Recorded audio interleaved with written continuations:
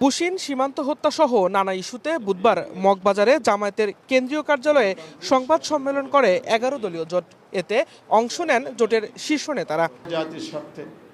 BNP সরকারের 100 দিনের চিত্র তুলে ধরেন জামায়াতের সেক্রেটারি জেনারেল হামিদুর রহমান আজাদ। বলেন, সীমান্ত অস্থিরতা উদ্বেগজনক হারে বৃদ্ধি পেয়েছে। পুশিনের পাশাপাশি আশঙ্কাজনক হারে বেড়েছে সীমান্ত হত্যাও। দেশের আভ্যন্তরীণ আইন শৃঙ্খলা পরিস্থিতি মোকাবিলায় সরকারের ভূমিকা নিয়েও প্রশ্ন তোলেন তিনি। সীমান্তে মার্চ, এপ্রিল ও মে 3 মাসে 50-এরও অধিক স্পটে সীমান্ত এলাকায় পুশিনের ঘটনা ঘটেছে। সেখানে 2479 জনকে পুশিন করার চেষ্টা হয়েছে।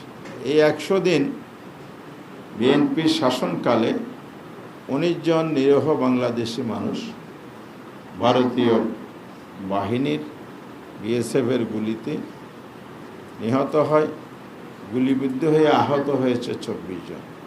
ভোগান্তি ভুলে চলে আসুন রিগালে। ওয়ারেন্টি সহ স্টাইলিশ কালেকশন নিয়ে রেডি রিগাল ফার্নিচার। পুশিন বন্ধে সরকার ব্যর্থ এমন মন্তব্য করে জোটের নেতারা বলেন, নতজানু পররাষ্ট্রনীতি থেকে বের না হলে এ সংকট সমাধান সম্ভব নয়। মন্ত্রীদের বিভিন্ন বক্তব্যের সমালোচনাও করেন তারা।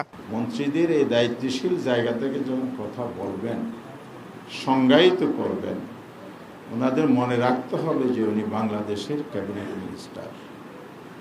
কিন্তু বয়ানটা হয়ে গেছে ভারতীয় মন্ত্রীদের মতো, ভারতীয় নেরেটিভ মতো হয়ে গেছে। এই ধরনের বক্তব্য বাংলাদেশে কোনো মন্ত্রী দিতে পারে, এটা আমাদের বিশ্বাস করতে কষ্ট হয়। প্রায় 60,000 বিজিবি হলো বর্ডারে ডেপ্লয়মেন্ট হয়েছে।